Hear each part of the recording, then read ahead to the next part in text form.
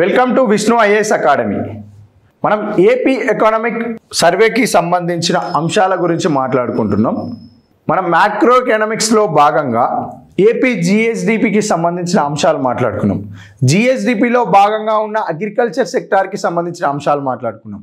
ఇప్పుడు మనం ఇండస్ట్రీస్కి సంబంధించిన అంశాలు చూస్తే 2023-24 కాంట్రిబ్యూషన్స్ ఇండస్ట్రీస్ సెక్టార్ నుంచి ఏపీ జిఎస్డిపికి ఎంత ఆదాయం సమకూరుతుంది? 25.69% ఆదాయం సమకూరుతుంది ఏపీ జిఎస్డిపికి. అయితే ఇండస్ట్రీస్లో ఉన్న అనుబంధ రంగాలలో వాటాలు ఎంత ఉన్నాయి? పరిశ్రమల రంగంలో ఉన్న అనుబంధ రంగాలు mining and quarrying, manufacturing, electricity, gas, water supply, construction. వీటి నుండి ఎంతెంత ఆదాయము సమకూరుతుంది? ఇప్పుడు కన్స్ట్రక్షన్ నుంచి 7.83%, 2.71% electricity, gas, water supply, manufacturing నుంచి 12.23%, మైనింగ్ అండ్ క్వారీయింగ్ నుంచి 2.92%.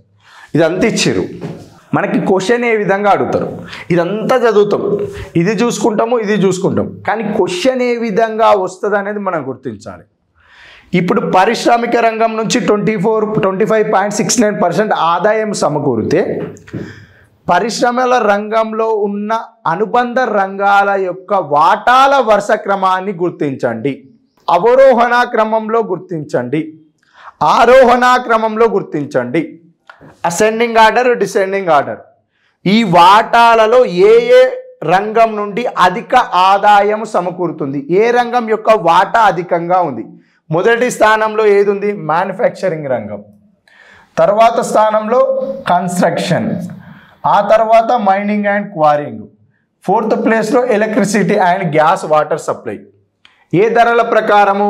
కరెంట్ ప్రైజెస్ ప్రకారము 2023-24లో పారిశ్రామిక రంగం యొక్క అనుబంధ రంగాల యొక్క వాటాల వరుస క్రమాన్ని గుర్తించండి అని వీటన్నిటి ఇస్తాడు.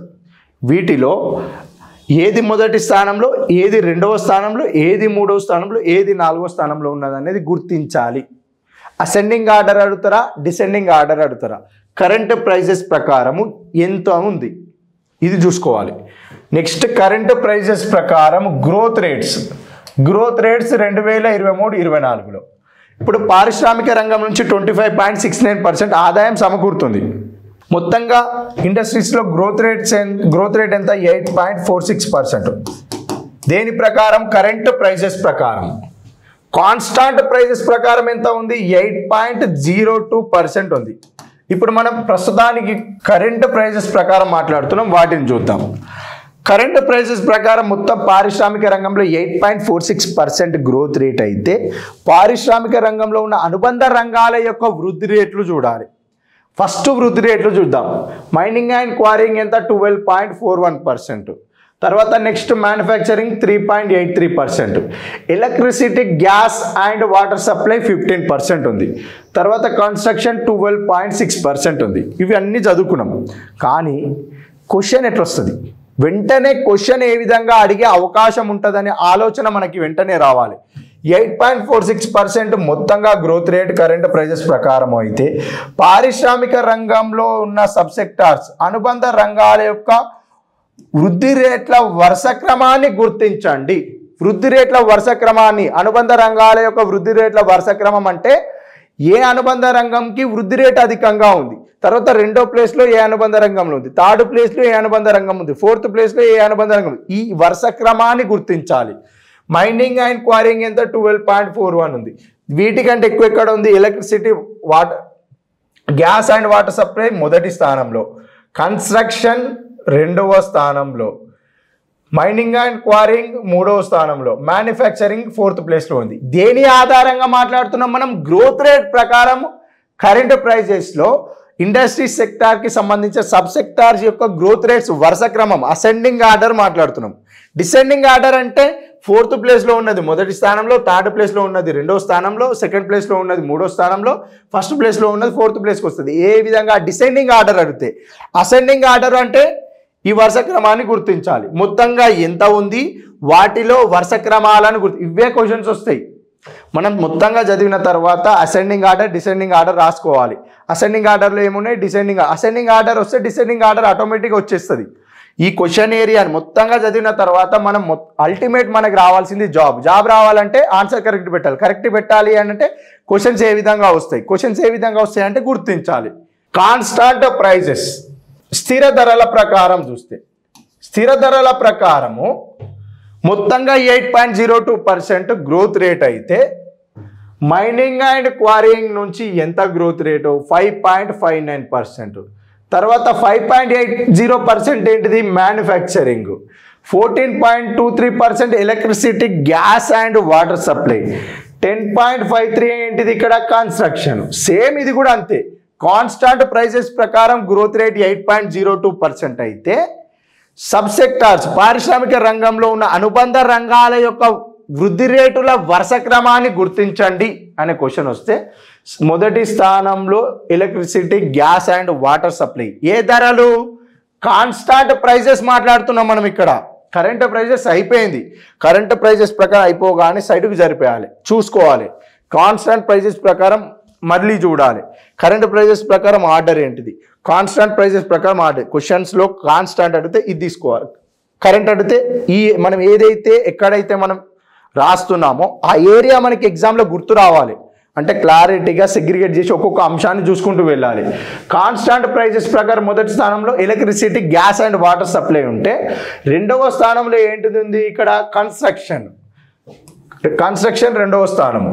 5.80 ఏమో మ్యానుఫ్యాక్చరింగ్ థర్డ్ ప్లేస్లో ఉంటే మైనింగ్ అండ్ క్వారీయింగ్ ఏమో ఫోర్త్ ప్లేస్లో ఉంది.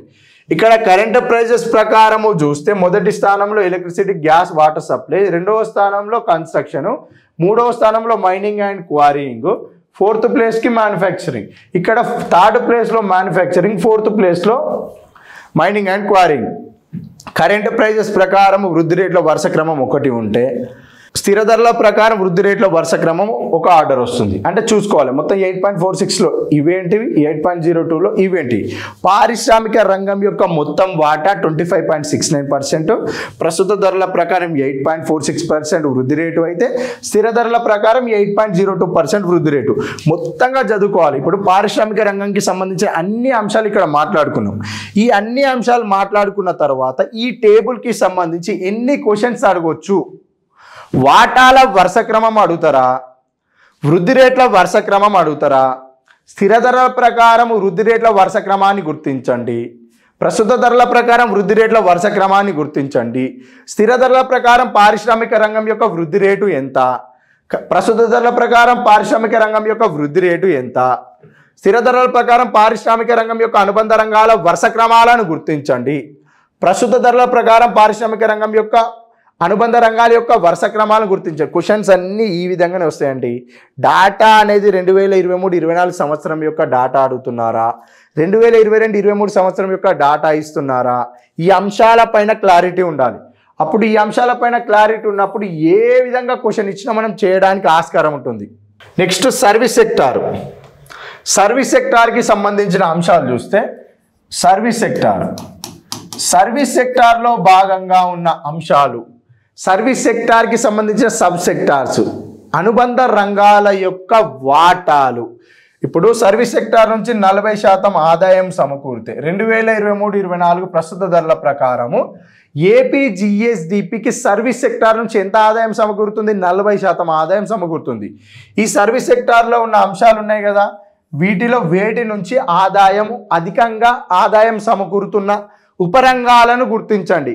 ప్రతి దానికి క్వశ్చన్ ఇలానే ఉంటుంది. వ్యవసాయ రంగంలో అనుబంధ రంగాల వాటాల వరుస క్రమము, పారిశ్రామిక రంగం యొక్క అనుబంధ రంగాల యొక్క వాటాల వరుస క్రమము, ప్రస్తుత ధరల ప్రకారం ఎంత, స్థిర ధరల ప్రకారం ఎంత, ప్రస్తుత ధరల ప్రకారం వృద్ధి రేటు ఎంత, స్థిర ధరల ప్రకారం వృద్ధి రేటు ఎంత, ప్రస్తుత ధరల ప్రకారం వృద్ధి రేటు వ్యవసాయ రంగం యొక్క వృద్ధి రేటు 10%, ఉదాహరణకి 10% అయితే అనుబంధ రంగాల యొక్క వృద్ధి రేట్ల వరుస క్రమాలను గుర్తించండి. పారిశ్రామిక రంగం యొక్క వృద్ధి రేటు ఉదాహరణకి 20% అయితే పారిశ్రామిక రంగంలో ఉన్న అనుబంధ రంగాల వృద్ధి రేట్ల వరుస క్రమాలను గుర్తించండి. సేవా రంగం యొక్క వాటాలలో 7.61% ట్రేడ్, హోటల్స్ అండ్ రెస్టారెంట్స్, తర్వాత రైల్వేస్ నుంచి 0.60%, ట్రాన్స్పోర్ట్ అండ్ స్టోరేజ్ నుంచి 5.89%, కమ్యూనికేషన్ నుంచి 1.80%, ఫైనాన్స్ అండ్ బ్యాంకింగ్ నుంచి 4.37%, రియల్ ఎస్టేట్ అండ్ వెల్డింగ్ నుంచి 8.13%, పబ్లిక్ అడ్మినిస్ట్రేషన్ నుంచి 3.79%, అదర్ సర్వీసెస్ 7.97%, 7.97%. వీటిలో అధిక ఆదాయం వేటి నుండి సమకూరుతుంది అనేది క్వశ్చన్ అడిగితే రియల్ ఎస్టేట్ అండ్ డ్వెల్లింగ్ నుంచి అధిక ఆదాయం సమకూరుతుంది. రెండవది ఏంటిది ఇక్కడ ట్రేడ్ అండ్ హోటల్ సర్వీసెస్, ఇది రెండవ స్థానంలో ఉంది. మూడవ స్థానంలో transport and storage communication, transport and storage నుంచి మూడవ స్థానంలో ఉంది. తర్వాత ఫైనాన్స్ అండ్ బ్యాంకింగ్ 4th ప్లేస్లో ఉంది. ఈ ఆర్డర్ గుర్తుంచుకోవాలి. అంటే సేవారంగం యొక్క మొత్తం వాటా 40% అయితే సేవారంగంలో ఉన్న అనుబంధ రంగాలు వాటాలు వరుస క్రమాలను గుర్తించండి అని క్వశ్చన్ వస్తే ఏ అనుబంధ రంగం నుండి అధిక ఆదాయం సమకూరుతుంది ఆ వరుస క్రమాలను గుర్తించాలి. ఇక్కడ కరెంట్ ప్రైజెస్ ప్రకారం గ్రోత్ రేటు, కాన్స్టాంట్ ప్రైజెస్ ప్రకారం గ్రోత్ రేట్ చూడాలి. కరెంట్ ప్రైజెస్ ప్రకారం గ్రోత్ రేట్ చూస్తే ట్రేడ్ అండ్ హోటల్స్ రెస్టారెంట్ 9.65%, తర్వాత రైల్వేస్ 11.68%, తర్వాత transport and storage 10.66%, communication 16.48%, finance and banking 15.68%, real estate and welding 12.01%, public administration 2.3%, other services 12.4%. మొత్తంగా ఎంత 11% వృద్ధి రేటు ఉంది. ఏ ధరల ప్రకారం? కరెంట్ ప్రైజెస్ ప్రకారం. సేమ్ ఏదైతే మనం ఇండస్ట్రీస్కి మాట్లాడుకున్నామో అదే ఆర్డర్ ప్రకారం దీనిలో అసెండింగ్ ఆర్డర్, తర్వాత డిసెండింగ్ ఆర్డర్, ఏ సబ్ సెక్టార్ నుంచి అధిక వృద్ధి రేటు నమోదైంది ఆ వరుస క్రమాలను గుర్తించడం. అధికంగా ఇక్కడ 16.48%. ఏంటిది ఇక్కడ? కమ్యూనికేషన్ నుంచి అధిక వృద్ధి రేటు అనేది నమోదు చేయడం జరిగింది. ఈ అంశాలను చూసుకోవాలి. సేమ్ కాన్స్టాంట్ ప్రైజెస్ ప్రకారం చూస్తే మొత్తంగా వృద్ధి రేటు ఎంత? 5.21% అవుతుంది. స్థిర ధరల ప్రకారము 2023-24 సంవత్సరానికి గాను సేవారంగం యొక్క వృద్ధి రేటు ఎంత? 5.21%. వీటిలో సేవారంగం యొక్క అనుబంధ రంగాల వృద్ధి రేట్ల వరుస క్రమాన్ని గుర్తించండి స్థిర ధరల ప్రకారము. హైయెస్ట్ ఏముంది ఇక్కడ? 7.56%. ఏంటిది? Real estate building. Current prices ప్రకారం ఏమున్నది ఇక్కడ? 16.48% ఏముంది? కమ్యూనికేషన్ ఉన్నది. ఇక్కడ ఏమున్నది? 7.56% ఏముంది? రియల్ ఎస్టేట్ అండ్ వెల్డింగ్ ఉన్నది. మొత్తంగా 5.21. అయితే ఇక్కడ కొత్తగా ఒక అంశం ఏంటిదంటే నెగిటివ్ గ్రోత్ రేట్ నమోదైంది. ఇక్కడ రుణాత్మక వృద్ధి రేటు సాధించిన అనుబంధ రంగం, సేవారంగం యొక్క అనుబంధ రంగం స్థిర ధరల ప్రకారం అనే క్వశ్చన్ వస్తే పబ్లిక్ అడ్మినిస్ట్రేషన్ ఈ అంశం చూసుకోవాలి. వరుస క్రమం అంటే ఇప్పుడు దీంట్లో కూడా మనం వరుస క్రమాలు గుర్తించవచ్చు కానీ టైం ఎక్కువ తీసుకుంటుంది. ఇండస్ట్రీస్కి డీటెయిల్గా చూసినాక సేమ్ అదే విధంగా వీటిలో వృద్ధి రేట్ల వరుస క్రమాలు అసెండింగ్ ఆర్డర్, డిసెండింగ్ ఆర్డర్. దీనిలో హైయెస్ట్ ఎంత ఉంది? Ascending order, descending order. మొత్తంగా చూస్తే సేవారంగం యొక్క వాటా 40%, ప్రస్తుత ధరల ప్రకారం వృద్ధి రేటు 11%, స్థిర ధరల ప్రకారం వృద్ధి రేటు 5.21%. జీవీఏ సెక్టార్ చూస్తే అగ్రికల్చర్ ఇండస్ట్రీస్ ఏపీదేమో 2023-24 డాటా ఇచ్చారు. ఇండియాకి వచ్చేసరికి 22-23 డాటా ఇవ్వడం జరిగింది. ఏపీ ఎకానమిక్ సర్వేలో ఇండియాకి సంబంధించిన సమాచారము 2022-23కు సంబంధించిన సమాచారం ఇచ్చారు. అదే ఆంధ్రప్రదేశ్కి సంబంధించి 2023-24కు సంబంధించిన అంశాలు ఉన్నాయి. మొత్తంగా ఇండియా జీడిపికి లేదా ఇండియా జీవీఏకి అగ్రికల్చర్ నుంచి 18.2%, ఇండస్ట్రీస్ నుంచి 27.6% ఆదాయం, సర్వీస్ సెక్టార్ నుంచి 54.2% ఆదాయం సమకూరుతుంది. ఇక్కడ 34% అగ్రికల్చర్ నుంచి, 26% ఇండస్ట్రీస్ నుంచి, 40% సర్వీస్ సెక్టార్ నుంచి ఆదాయం అనేది సమకూరుతుందనే అంశాలు ఇక్కడ ఇవ్వడం జరిగింది. అయితే ఇది ఒకసారి క్లారిటీగా చూసుకోవాలి. ఫైనల్గా GVA sector agriculture, industry, service sector ఇండియాకి ఎంత ఆదాయము, ఆంధ్రప్రదేశ్కి ఎంత ఆదాయం, ఏ సెక్టార్ నుంచి ఎంత ఆదాయం సమకూరుతుంది అనేది క్లారిటీగా ఫైనల్ ఒకసారి చూసుకోవాల్సిన అంశాలు ఇవి. నెక్స్ట్ ఇండియాకి సంబంధించిన అంశాలు మాట్లాడుకుందాం. ఇండియా అగ్రికల్చర్ సబ్ సెక్టార్స్ ఇండస్ట్రీస్కి సంబంధించిన సబ్ సెక్టార్స్, సర్వీస్ సెక్టార్కి సంబంధించిన సబ్ సెక్టార్స్, కరెంట్ ప్రైజెస్ ప్రకారం గ్రోత్ రేట్ ఎంత, కాన్స్టాంట్ ప్రైజెస్ ప్రకారం గ్రోత్ రేట్ ఎంత, హైయెస్ట్ గ్రోత్ రేట్ ఏ సబ్ సెక్టార్ నుంచి వచ్చింది, వాటి యొక్క సబ్ సెక్టార్స్ యొక్క వరుస క్రమాలను గుర్తించండి. సేమ్ ఇప్పుడు ఇంతసేపు ఏం మాట్లాడుకున్నాం ఆంధ్రప్రదేశ్కి, సేమ్ అదే విధంగా ఇండియాకి. కానీ ఇండియాకి సంబంధించిన డాటా మాత్రము 2022-23కు సంబంధించిన డాటా ఇవ్వడం జరిగింది. వాటి గురించి కూడా కూలంకషంగా మాట్లాడుకోవడం జరుగుతుంది. చూడాలి ఆ అంశాలు కూడా.